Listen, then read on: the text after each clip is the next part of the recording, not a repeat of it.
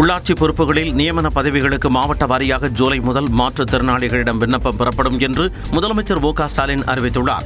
சென்னை வள்ளுவர் கோட்டத்தில் மாற்றுத்திறனாளிகள் நடத்திய பாராட்டு விழாவில் உரையாற்றிய அவர், திராவிட மாடல் என்றால் ஏழை எளிய மாற்றுத்திறனாளிகள், மூன்றாம் பாலினத்தவர்கள் என அனைவரையும் உள்ளடக்கியது என்றார்.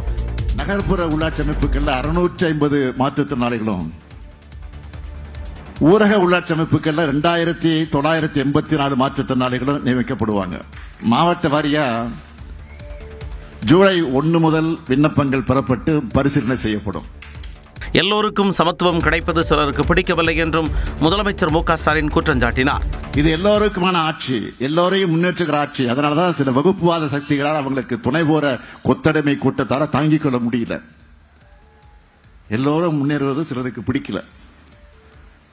எல்லாரும் முன்னேறக்கூடாது, எல்லாருக்கும் சமூக நீதி கிடைக்கக்கூடாதுன்னு, சமத்துவம் கூடாதுன்னு நினைக்கிற வகுப்புவாதிகள் தான் திமுக அரசு மீது பாய்கிறாங்க.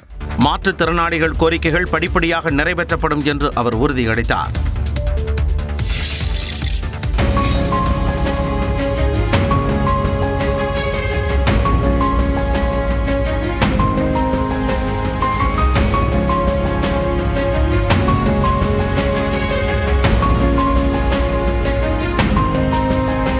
சென்னை வள்ளுவர் கோட்டம் 80 கோடி ரூபாய் செலவில் புனரமைக்கப்பட்டு முதலமைச்சரால் மக்கள் பயன்பாட்டிற்கு திறந்து வைக்கப்பட்டது. 20,000 சதுர அடியில் 1548 இருக்கைகள் கொண்ட கலையரங்கம், குறள்மணி மாடம், ஆய்வரங்கம் மற்றும் ஆராய்ச்சி நூலகம் என வானுயர் வள்ளுவருக்கு புகழ் சேர்த்திருக்கிறது வள்ளுவர் கோட்டம். இன்னைக்கு தான் நாங்கள் ஃபர்ஸ்ட் டைம் பார்க்குறோம் இந்த லேசர் ஷோவை. அதுலேயே அந்த திருக்குறள் வர்றது, எத்தனை அதிகாரம் இருக்கிறது எல்லாமே போடுறது வந்து ரொம்ப பார்க்கறதுக்கே ஒரு எக்ஸைட்மெண்ட்டாக இருக்கு. இப்போ பார்த்தா ரொம்ப சூப்பராக இருக்குது. நம்ம தலைவர் ஸ்டாலின் இந்த மாதிரிலாம் ஊர்னு இங்கே எப்படி சுத்தம் இருக்குதோ அதே மாதிரி நாடும் சுத்தம் பண்ணுவார். முதல்ல வீல் சேர் பர்சன் அந்தந்த இடத்துக்கு நினைச்ச இடத்துக்கு போயிட்டு வர அளவுக்கு ஒரு அக்சசபிலிட்டி இருக்குது.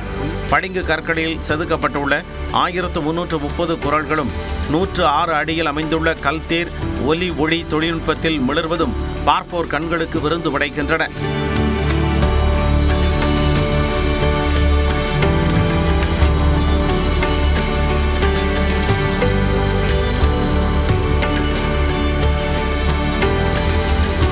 மூன்றாயிரத்து 336 சதுர அடியில் உணவகம், 27,000 சதுர அடியில் கார் பார்க்கிங் மற்றும் விற்பனையகம், வேயா மாடம் என வள்ளுவர் கோட்டம் சென்னையின் அடையாளமாக நிமிர்ந்து நிற்கிறார்.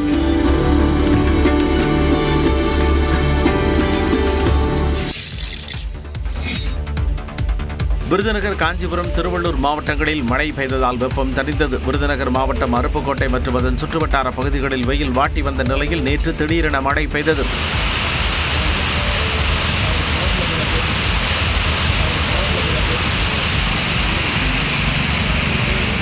காஞ்சிபுரம் நகர் பகுதிகள் மற்றும் ஸ்ரீபெரும்புதூர், சுங்குவார் சத்திரம், வாலாஜாபாத், ஒரக்கடம் உள்ளிட்ட மாவட்டத்தின் பல்வேறு இடங்களிலும் மிதமான மழை பெய்தது.